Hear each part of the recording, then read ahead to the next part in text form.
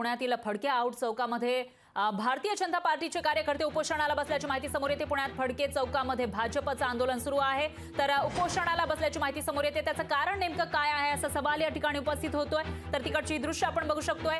मतदान स्लिप इथे मिळेल, मतदान केंद्राच्या बाहेरच हा सर्व उपोषणाचा आपल्याला इथं उपोषणाला बसल्याचं पाहायला मिळते हे सर्व कार्यकर्ते। तर काल रवींद्र धंगेकर हे पोलीस स्टेशनमध्ये आंदोलनाला बसल्याचं पाहायला मिळालं होतं आणि त्या ठिकाणी त्यांनी पैसे वाटपाचा आरोप केला होता। तर दुसऱ्या दिवशी आज जेव्हा पुण्यामध्ये मतदान होते त्यावेळेला मात्र इथं भाजपचे कार्यकर्ते उपोषणाला बसल्याची माहिती समोर येते। फडके चौकामध्ये हे उपोषण सुरू आहे, भाजपकडून हे आंदोलन केलं जात आहे। पुण्यामध्ये आज लोकसभा मतदारसंघासाठी मतदान होते। एकीकडे महायुतीचे उमेदवार आहेत तर दुसरीकडे महाविकास आघाडीचे उमेदवार आहेत आणि अशातच वंचितचे उमेदवार सुद्धा रिंगणात उतरलेले असतानाच ज्या वेळेला पुण्यामध्ये मतदान होते त्यावेळेला भाजपचे जे सत्ताधारी पक्ष आहे, भाजपचं सरकार राज्यामध्ये आहे आणि त्याचबरोबर देशामध्ये सुद्धा असताना आता भाजपचे कार्यकर्ते या ठिकाणी उपोषणाला का बसले असा सवाल उपस्थित होतोय। आणि या विषयी अधिक माहितीसाठी आपले प्रतिनिधी चंद्रशेखर भांगे हे थेट आपल्यासोबत जोडले गेले आहेत। चंद्रशेखर, काय सांगाल, भाजपचे हे कार्यकर्ते नेमके का उपोषणाला बसलेत, काय म्हणणं आहे त्यांचं?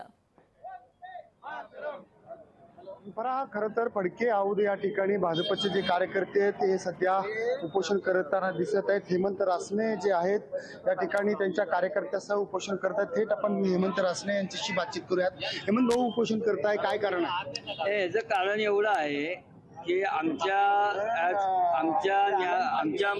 आमच्या माहितीनुसार कायदेशीररित्या ज्यावेळेस प्रचाराचा 11 तारखेला संध्याकाळी 6 वाजता जेव्हा प्रचाराचा समारोप होतो त्यानंतर कुठल्याही प्रकारच्या बूथवर वगैरे तुम्ही चिन्ह याचा कुठलाही वापर करू शकत नाही। परंतु इथं सरसकट उमेदवारांनी बॅनर त्यांचे बोर्ड लावलेले आहेत, त्याचं चिन्ह आहे, त्याचं स्वतःचं व्यक्तिगत फोटो आहे आणि अशा पद्धतीचं आमच्या ज्ञानानुसार अशा पद्धतीची कुठलीही परवानगी नाही आहे आणि हे बिना परवानगी बेकायदेशीर काम चाललेलं आहे। हे सातत्याने कायम स्वतः बेकायदेशीर काम करतात, सगळ्या प्रकारची बेकायदेशीर कामं करून स्वतः स्टंटबाजी करत असतात।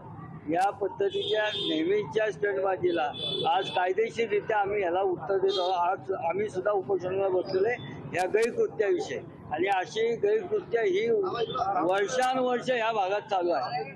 खरं तर हेमंत भाऊ, तुमचं जे उपोषण आहे ते किती वेळापर्यंत असणार आहे किंवा पुढचं तुमची काय दिशा असणार? या ठिकाणी जोपर्यंत न्याय मिळत नाही, जोपर्यंत अशा चुकीच्या गोष्टींना आळा घातला जात नाही, इथं मी संध्याकाळी 6:30 पर्यंत ठाण मांडून बसणार आहे।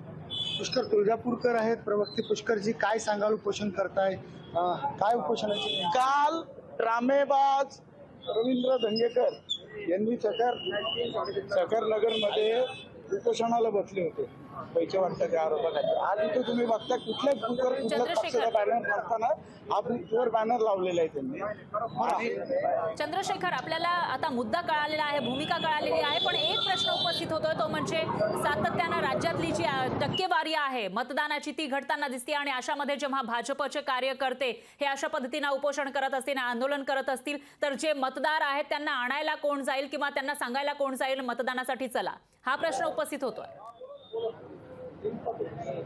नक्कीच, खरं तर मतदानाची टक्केवारी कमी प्रमाणात होत आहे। तुम्ही या पद्धतीने जर उपोषण केला तर कार्यकर्त्यांना म्हणजे हे मनमानी करणार का?